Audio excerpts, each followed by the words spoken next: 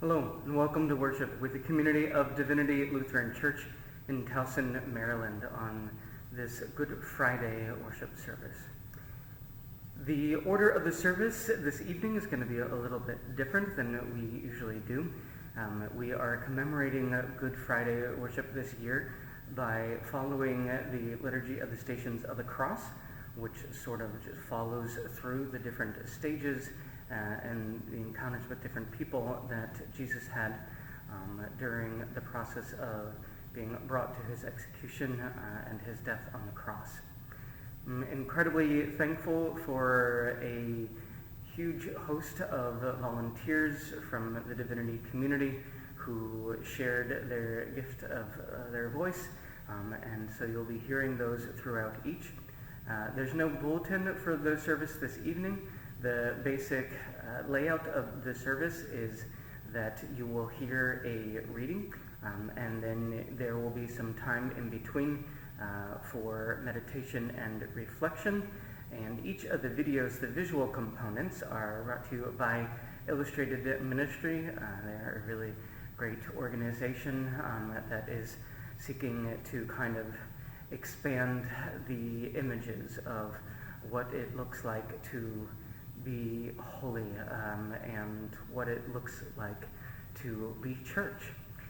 And so many thanks to the folks out there with Illustrated Ministry for providing these videos.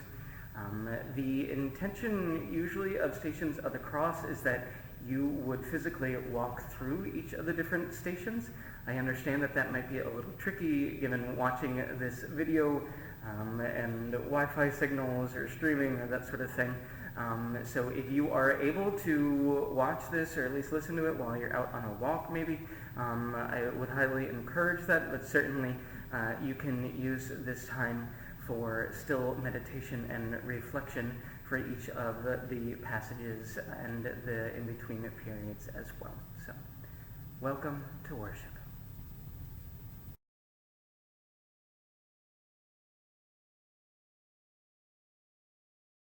Then Jesus went with them to a place called Gethsemane, and he said to his disciples, "Sit here while I go over there and pray." He took with him Peter and the two sons of Zebedee, and began to be grieved and agitated. Then he said to them, "I am deeply grieved, even to death. Remain here and stay awake with me." And going a little farther, he threw himself on the ground and prayed, "My Father, if it is possible, let this cup pass from me. Yet not what I want, but what you want." Then he came to the disciples and found them sleeping. And he said to Peter, "So could you not stay awake with me 1 hour? Stay awake and pray that you may not come into the time of trial. The spirit indeed is willing, but the flesh is weak."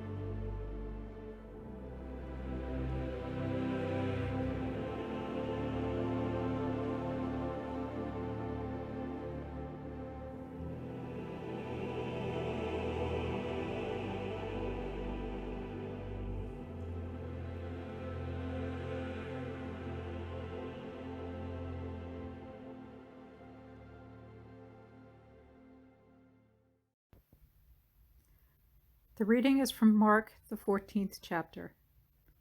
Immediately, while he was still speaking, Judas, one of the 12, arrived, and with him there was a crowd with swords and clubs from the chief priests, the scribes, and the elders. Now the betrayer had given them a sign, saying, "The one I will kiss is the man. Arrest him and lead him away under guard." So when he came, he went up to him at once and said, "Rabbi," and kissed him.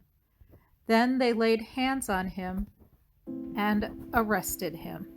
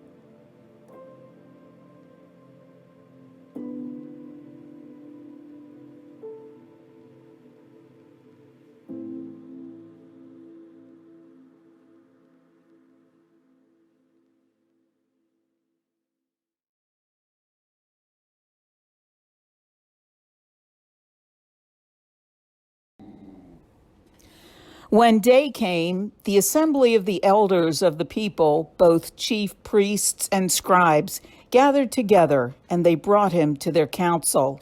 They said, "If you are the Messiah, tell us." He replied, "If I tell you, you will not believe, and if I question you, you will not answer. But from now on, the Son of Man will be seated at the right hand of the power of God." All of them asked, "Are you then the Son of God?"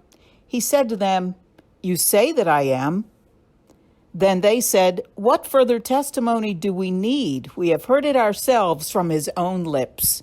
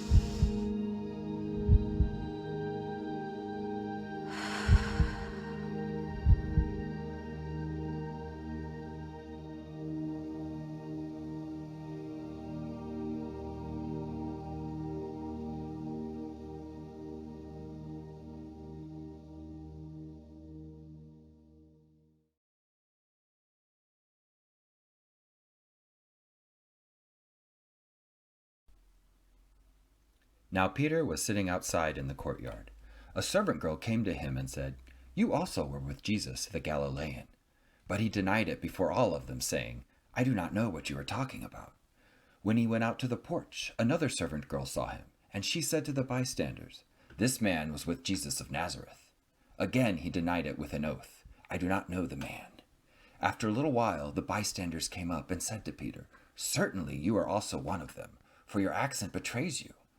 Then he began to curse, and he swore an oath, "I do not know the man." At that moment, the cock crowed. Then Peter remembered what Jesus had said, "Before the cock crows, you will deny me 3 times." And he went out and wept bitterly.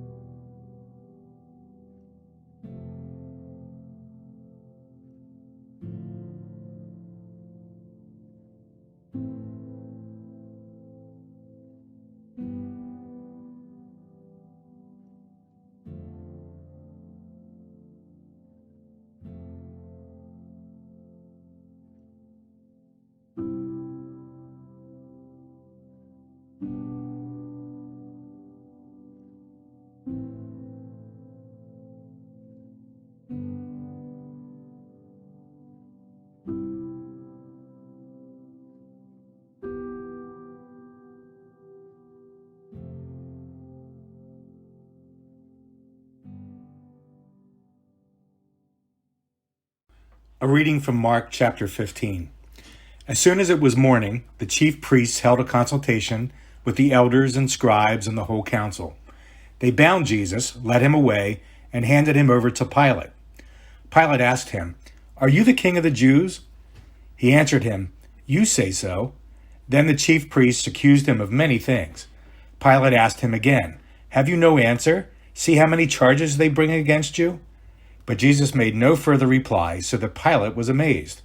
So Pilate, wishing to satisfy the crowd, released Barabbas for them, and after flogging Jesus, he handed him over to be crucified.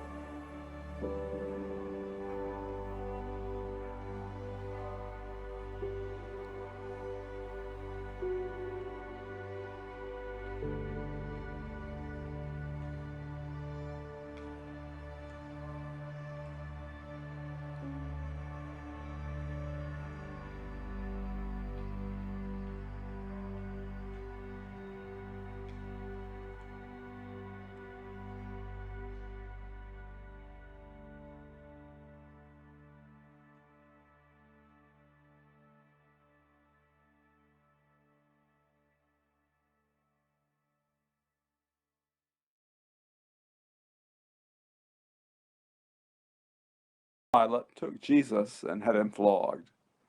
And the soldiers wove a crown of thorns and put it on his head, and they dressed him in a purple robe.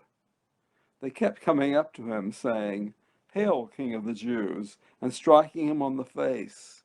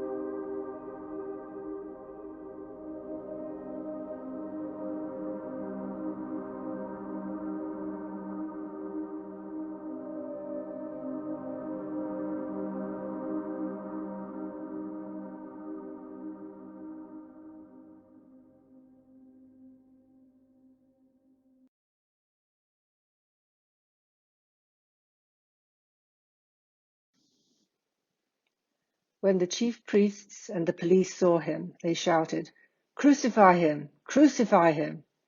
Pilate said to them, "Take him yourselves and crucify him. I find no case against him."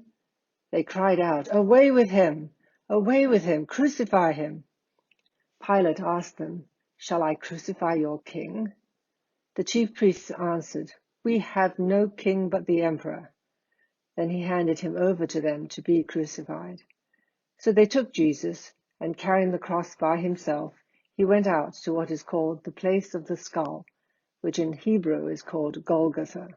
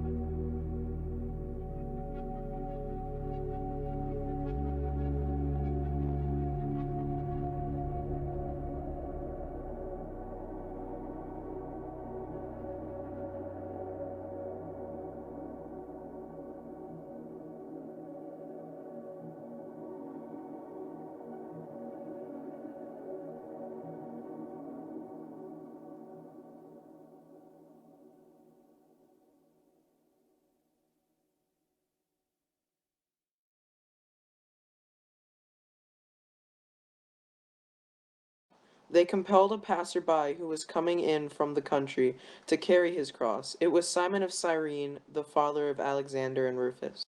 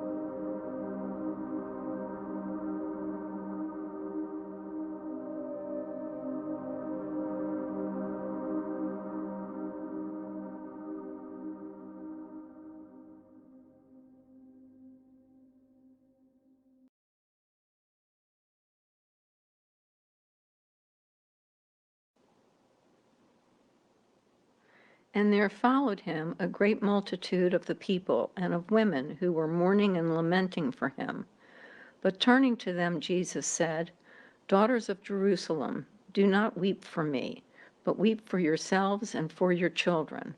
For behold, the days are coming when they will say, Blessed are the barren and the wombs that never bore and the breasts that never nursed. Then they will begin to say to the mountains, Fall on us, and to the hills, cover us. For if they do these things when the wood is green, what will happen when it is dry?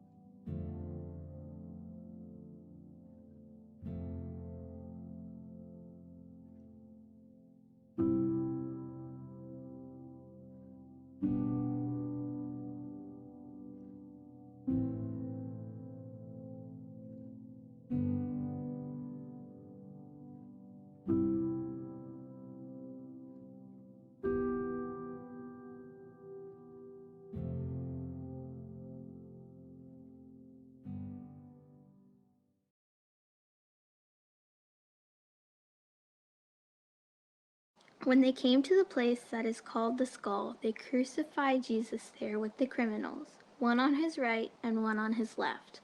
Then Jesus said, "Father, forgive them, for they do not know what they are doing." And they cast lots to divide his clothing.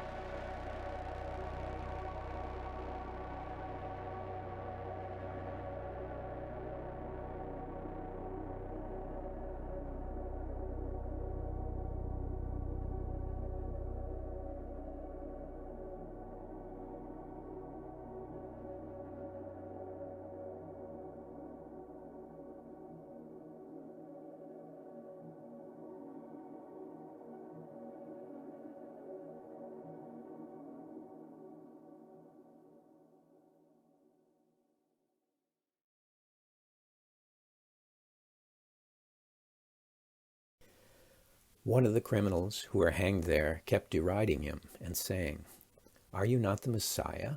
Save yourself and us." But the other rebuked him, saying, "Do you not fear God, since you are under the same sentence of condemnation? And we indeed have been condemned justly, for we are getting what we deserve for our deeds. But this man has done nothing wrong." Then he said, "Jesus, remember me when you come into your kingdom." He replied, "Truly I tell you, today you will be with me in paradise."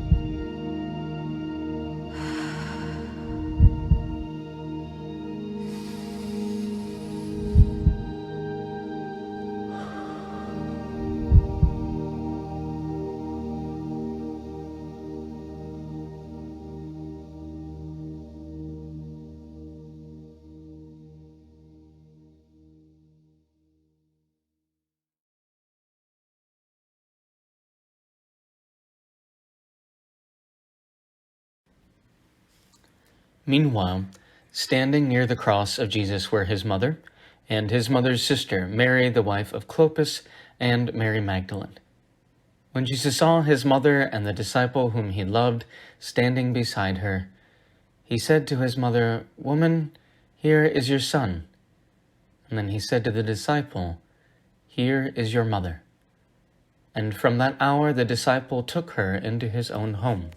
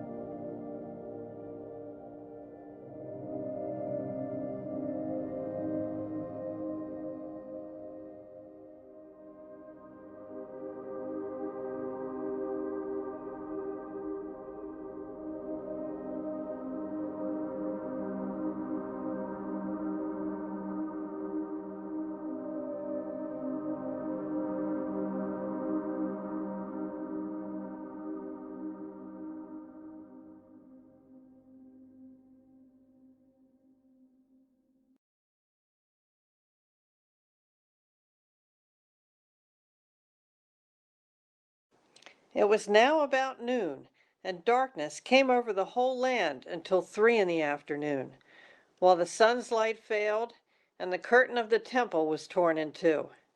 Then Jesus, crying with a loud voice, said, "Father, into your hands I commend my spirit." Having said this, he breathed his last.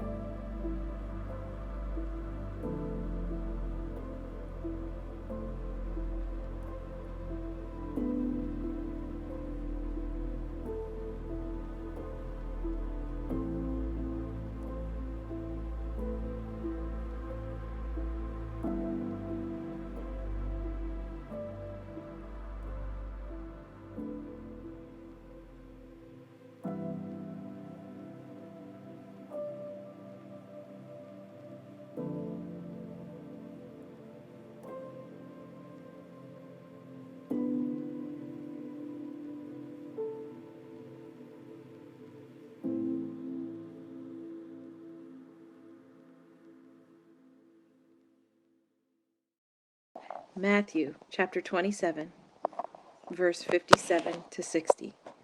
When it was evening, there came a rich man from Arimathea named Joseph, who was also a disciple of Jesus. He went to Pilate and asked for the body of Jesus. Then Pilate ordered it to be given to him. So Joseph took the body and wrapped it in a clean linen cloth and laid it in his own new tomb, which he had hewn in the rock. He then rolled a great stone to the door of the tomb and went away.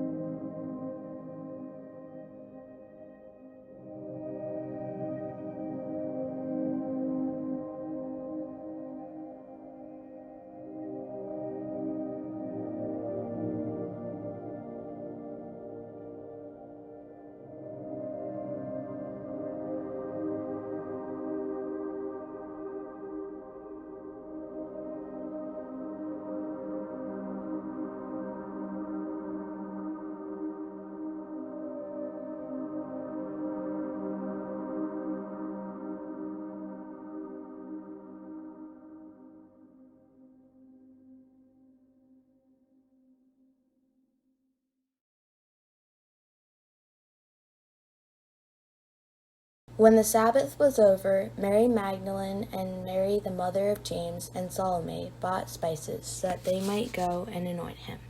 And very early on the first day of the week, when the sun had risen, they went to the tomb. They had been saying to one another, "Who will roll away the stone for us from the entrance to the tomb?" When they looked up, they saw that the stone, which was very large, had already been rolled back. As they entered the tomb, they saw a young man dressed in white robes sitting on the right side. They were alarmed, but he said to them, "Do not be alarmed. You are looking for Jesus of Nazareth, who was crucified. He has been raised. He is not here. Look, there is the place they laid him."